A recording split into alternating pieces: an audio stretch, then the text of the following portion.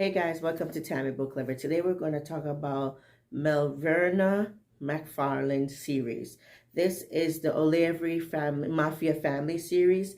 She wrote 3 books so far, and they're very good. So the first book is called Inescapable. The second book is called Inevitable, and the third book is called Indomitable.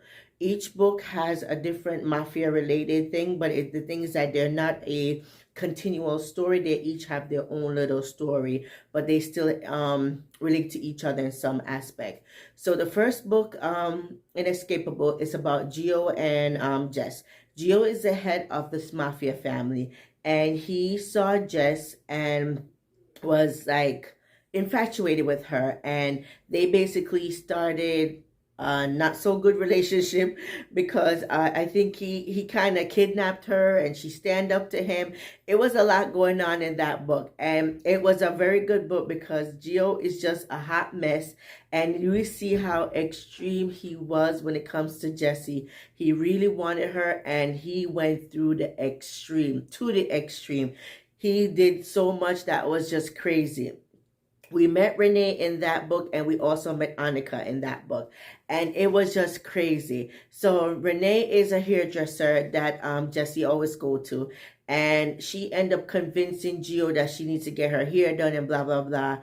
And she and Renee came up with a plan, and their story just took off.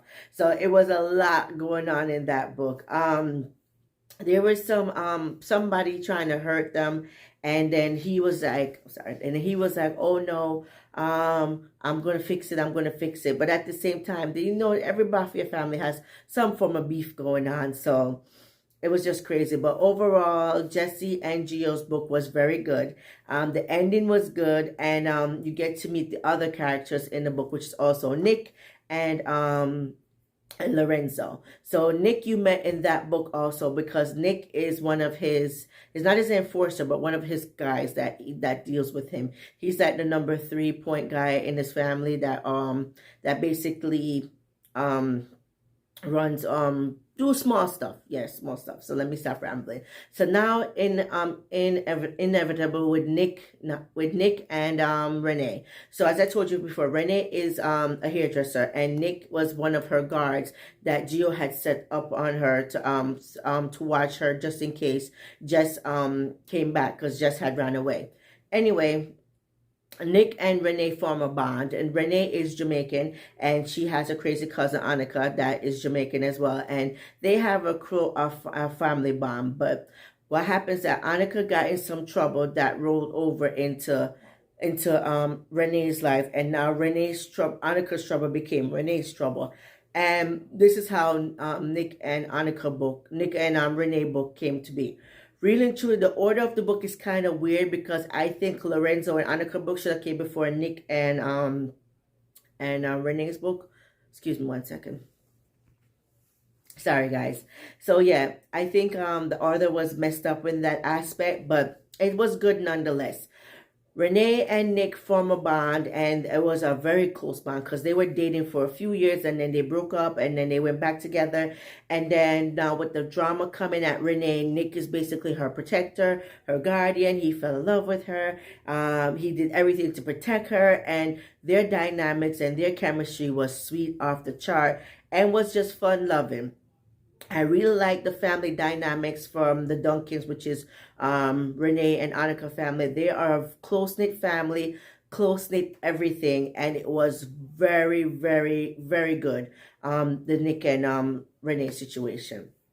Now back to the newest release, which is the Indomitable, which is Annika and Lorenzo. So Annika is originally from Jamaica, and her family is there still, but Renee's family is here. As I said, their family bond between the Duncans are really, really strong. Annika has a lot going on. Her father's been wanting to marry her off. Her mom has just been supportive.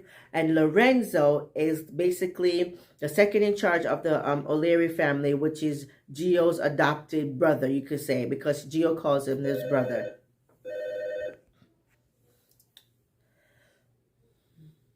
I forgot what I was going to say. Anyway, so Gio calls Lorenzo his brother, and he basically adopted him, say he's his brother no matter what. Now Lorenzo is basically watching out Annika now because Nick called him and said, "Please watch out for Renee's cousin, cause this bad guy's coming after them," and blah blah blah. Annika is so strong and so self-assured, and she is not the type of girl that you could take care of. She's the type of girl that she want to take care of herself, and I like that about her.